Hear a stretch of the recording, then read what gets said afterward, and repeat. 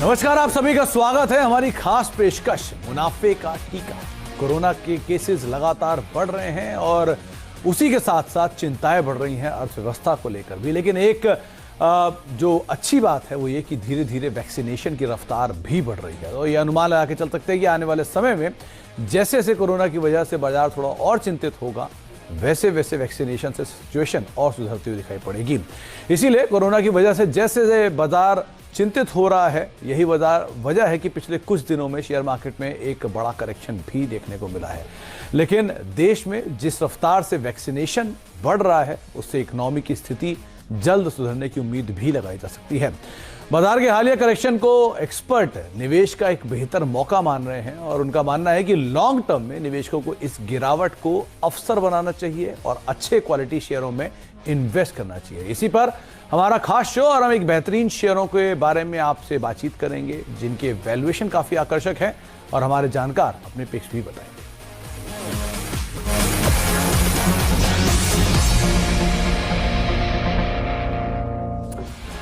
तो कोरोना के आंकड़े आपके स्क्रीन पर लगातार आते ही रहते हैं कि लगातार बढ़त हो रही है और केसेस बिगड़ रहे हैं, सिचुएशन खराब हो रही है, लॉकडाउन्स हो रहे हैं। लेकिन उसी के साथ साथ दूसरा एक ये भी पहलू है कि वैक्सीनेशन बढ़ रहे हैं और हालात पिछले बार के कंपैरिजन में इस बार थोड़े बेहतर दिखाई पड़ रहे हैं। हो सकता है रफ्तार तेजी से बढ़ी हो, लेकिन दूसरी तरफ रफ्तार वैक्सीनेशन की भी तेजी से बढ़ते हुए दिखाई पड़ेगी। तो ये सिचुएशन आगे चल के और ईज आउट होगा। तो अर्थव्यवस्था को लेकर कितनी दिक्कतें हैं, अर्थव्यवस्था को लेकर क्या सिचुएशन बनेगी आगे चलकर, वो हमारे जानकार आपको समझाएंगे कि क्या करना चाहिए इस स्थिति में। ये आपके सामने कुछ आंकड़े जहां पर सबसे ज़्यादा इम्पैक्ट है, महाराष्ट्र, दिल्ली, ये कुछ ऐसे एरियाज़ हैं जहां पर सबसे ज़्यादा केसेस आते हुए दिखाई पड़ रहे हैं। लेकिन उसके सामने टीका उत्सव भी हो रहा है जहां पर वैक्सीनेशन के ऊपर काफ़ी ज़्यादा फोकस है और वैक्सीनेशन बढ़ाने को लेकर भी सरकार का जोर है। और अब तो विदेशी वैक्सीन्स को लाने की कोशिश भी तेज़ की जा रही है और उनकी मंजूरियां भी तेज़ हो गई हैं। तो जैसे जैसे ये स्थिति बनेगी, सिचुएशन और बेहतर की साइड जाते हुए दिखाई पड़ेगी। इसीलिए जहाँ ये स्क्रीन पर आपकी वो दवाएं हैं जो कि जल्द अपने भारत में आने की बातचीत हो रही है, स्पुतनिक हुआ, फाइजर हुआ, ये वो दवाएं हैं जिनको इंडिया से भी जल्दी मंजूरी मिल सकती है और इमरजेंसी यूज इनका स्टार्ट हो सकता है। खैर, इन सब चीज़ों के बीच में अगर बाजार में गिरावट आती है तो आपकी रणनीति क्या होनी चाहिए? रणनीति होनी चाहिए कि गिरावट में आप खरीदारी करें। ये मेरा कहना नहीं है, ये कहना है क्रेडिट स्विस के नीलकंठ मिश्रा का। आपकी स्क्रीन पर उनके बयान भी चलेंगे। बाजार में आपके सामने जो आंकड़े हैं वो आप देख भी पा रहे हैं किस तरह की गिरावट हायर लेवल से निफ्टी सेंसेक्स में देखने को मिली है। लेकिन नीलकंठ मिश्रा साहब ये कह रहे हैं कोरोना के केसेस अगर बढ़ते हैं तो मार्केट में गिरावट आएगी। गिरावट आएगी तो आपके लिए एक मौका होगा। बेहतरीन शेयरों को आप एक्यूमुलेट कर सकते हैं, खरीदारी कर सकते हैं और निचले स्तरों पर अच्छे विकल्प, अच्छे पोर्टफोलियो बनाने का एक बार फिर से बाजार आपको मौका दे सकता है। तो इस तरह की रणनीति रखिए और उन शेयरों में पैसा लगाइए जहां पर आप पिछली बार सिर्फ अपनी लिस्ट में शामिल करना भूल गए थे और उनके बाद के भाव देखे थे। तो आप उस तरह के स्टॉक्स को चुन सकते हैं। तो इस बयान के साथ ही हम शुरुआत करते हैं अपने कार्यक्रम की और हमारे दोनों ही जानकार हमारे साथ मौजूद हैं। राजेश अग्रवाल भी मौजूद हैं और साथ ही साथ आशीष महेश्वरी भी मौजूद हैं जो कि आपका पोर्टफोलियो बनाने में आपकी मदद करेंगे। तो राजेश जी, सिचुएशन तो खराब है, देश भर में कई सारे केसेस भी आ रहे हैं, तादाद बढ़ती जा रही है, 2 लाख से ऊपर केसेस आ रहे हैं। लेकिन दूसरी तरफ सिचुएशन के सामने दवाएं भी हैं, उनका वैक्सीनेशन भी चल रहा है, ड्राइव भी तेज है और नई दवाओं को मंजूरी मिल सकती है। तो दोनों तरह के सिनेरियो हैं। इस सिनेरियो के बीच में बाजार को लेकर आपका रुख और क्या रणनीति होनी चाहिए अगर गिरावट आती है तो? देखिए, गिरावट आती है तो मुझे ये लगता है कि बिल्कुल जो अच्छे क्वालिटी के स्टॉक है जहाँ पर आपके आने वाले दिनों में भविष्य ठीक नज़र आता हो, बिल्कुल खरीदारी करें। 2 लाख के ऊपर के केसेस आने लगे हैं, वाकई चिंता की बात है। लेकिन सामने में अगर आप देखें पॉजिटिव साइड में, जैसे आपने कहा कि वैक्सीनेशन की भी रफ्तार बढ़ रही है। जो मैक्रो डेटा न केवल यूएस से आए हैं बल्कि आरबीआई की भी जो अकोमोडेटिव पॉलिसी आई है, आज भी जो नॉर्मल मानसून के आंकड़े आए हैं, वो सब एक पॉजिटिव साइड की ओर इशारा कर रहे हैं। बट इसमें दो राय नहीं है कि जिस तरीक़ा से कई जगह कई स्टेट्स में रेस्ट्रिक्शंस लगाए गए हैं और लगातार कोरोना के 2 लाख से ऊपर के केसेस आ रहे हैं, थोड़ी चिंताएं बाज़ार के सामने हैं। और अगर ये और बढ़ती हैं तो मुझे लगता है कि कुछ गिरावट आएगी। बट फिर मैं वही बात कहना चाहूँगा कि अगर गिरावट आती है तो बिल्कुल अच्छे क्वालिटी स्टॉक में आप निवेश करें और कम से कम आपकी समय अवधि 6 से 9 महीने या 12 महीने की रखें। तो इसमें कोई संदेह नहीं है कि आप एक अच्छे मुनाफे पे बैठे होंगे। Ashish ji, mid cap small cap पिछली बार जब गिरावट आई थी तो बहुत ही ज्यादा फॉल स्टॉक्स में था, लेकिन अर्निंग्स के सपोर्ट पर और नंबर्स के बाद या सिचुएशन थोड़ी संभलने के बाद उन्होंने ही मल्टी बैगर के तौर पे रिटर्न भी दिया। अब अगर गिरावट आती है और मिड कैप स्मॉल कैप में बड़ा फॉल देखने को मिलता है तो क्या करना चाहिए? मेरा मानना है कोई बहुत बड़ी गिरावट अब आएगी नहीं, और उसके पीछे रीजन ये है कि जो पिछली बार लॉकडाउन हुआ था वो बिल्कुल अनप्रिपेयर्ड वे में लॉकडाउन हो गया था।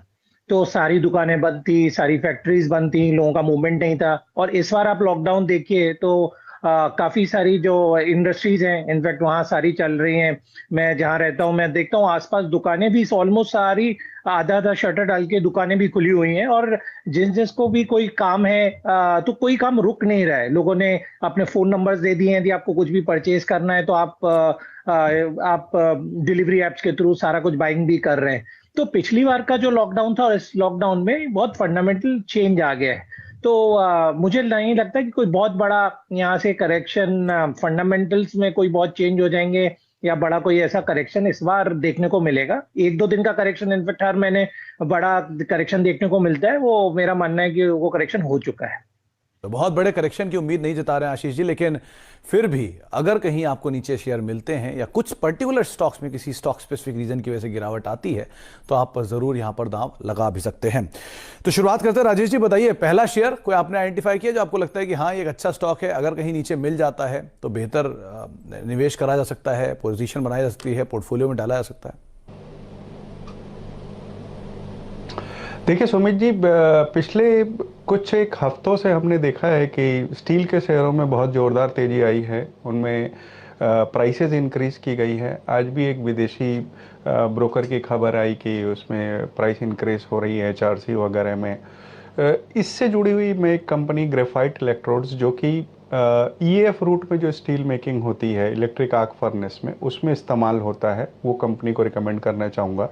98,000 MT की कैपेसिटी के साथ ये भारत में सबसे बड़ी सिंगल कैपेसिटी की कंपनी कही जा सकती है। 4 प्लांट है इनके, 3 भारत में और 1 जर्मनी में।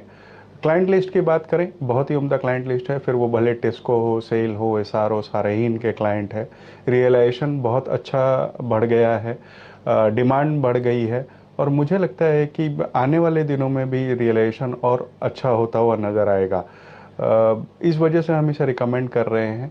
हमारा अनुमान है कि मध्यम से लंबी अवधि में 750 और 800 के टारगेट के साथ, पहला टारगेट 750 को रहेगा, दूसरा 800 का रहेगा, इसमें निवेश किया जा सकता है। इंडिया 750 और 800 वो टारगेट्स आपकी स्क्रीन पे चल रहे हैं, और राजेश ने कई सारे इसके पीछे के रैशनल भी बताए हैं, एक स्ट्रॉन्ग क्लाइंट लिस्ट भी बताई, और वैसे भी फ्लेवर है तो उस फ्लेवर के लिहाज से भी आप इसके ऊपर दांव लगा सकते हैं। आशीष जी, आपकी तरफ से पहली कॉल जिसको आपको लगता है कि हाँ पोर्टफोलियो में शामिल कर सकते हैं, अच्छा रिटर्न आ सकता है वहां पर?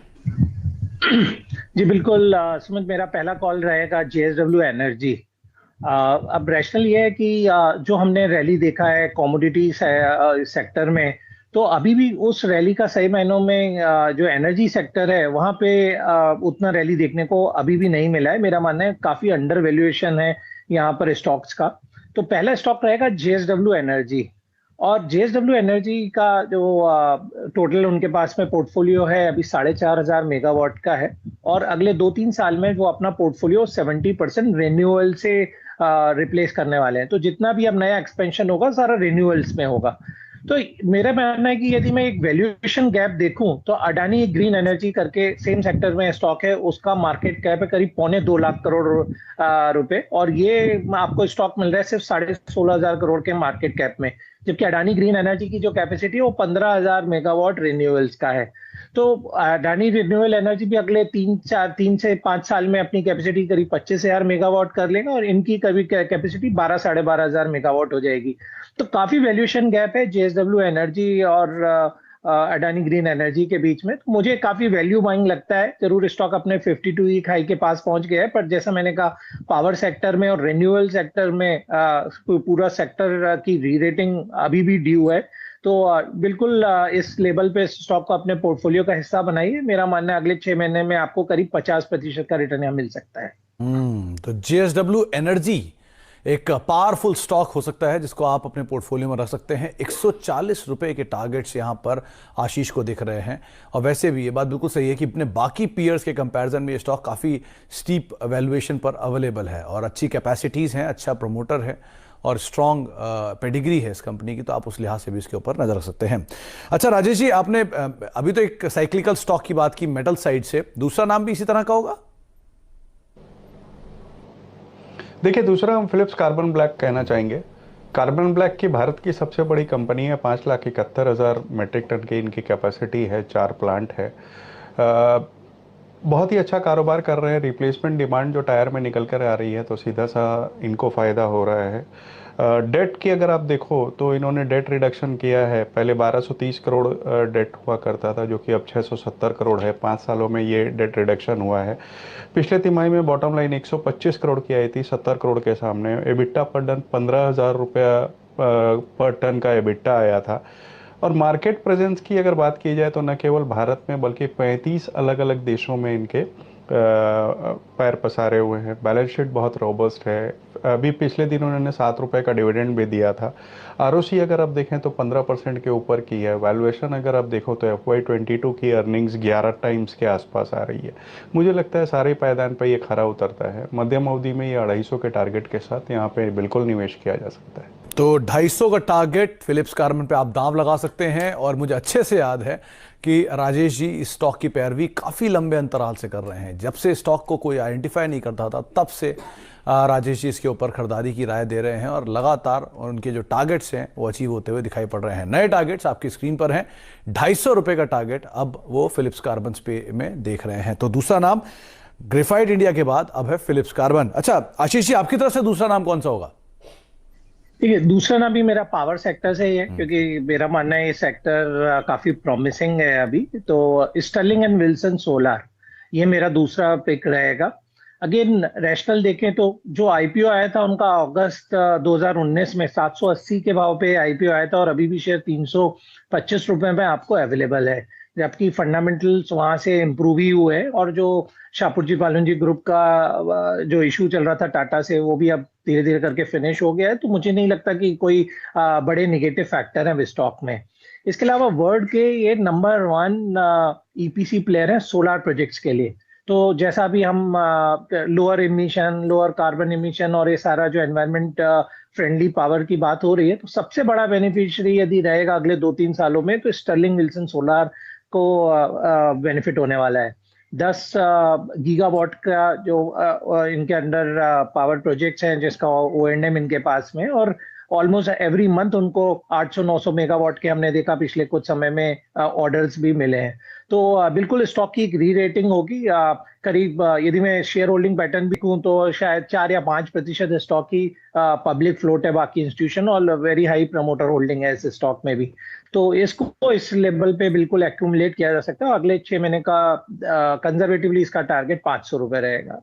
500 का टारगेट। और दूसरी बड़ी बात, कंजर्वेटिवली आशीष को दिख रहा है। करीब करीब लगातार जो अच्छी खबरें आ रही हैं वो है डेट रिडक्शन को लेकर। एक बड़ा इवेंट इसके साथ जो हो रहा है, वो कुछ एसेट्स को इन्होंने मोनेटाइज करके और अपनी डेट्स को फर्दर रिड्यूस किया है, और वो इस कंपनी के लिए एक बड़ा ट्रिगर बन रहा है। इसीलिए 500 रुपए के टारगेट है। और एक पावरफुल पोर्टफोलियो आपका बनवा रहे हैं आशीष, जहां पर उनको दोनों स्टॉक पावर स्पेस से पसंद है। एक है JSW एनर्जी और दूसरा है स्टर्लिंग एंड विल्सन। और साथ साथ कमोडिटी साइकिल को प्ले कर रहे हैं राजेश। उनको ग्रेफाइट इंडिया पसंद है, और उसके अलावा उनको लगता है कि फिलिप्स कार्बन, जो कि उनका पुराना फेवरेट है, और तेजी यहां दिखा सकता है।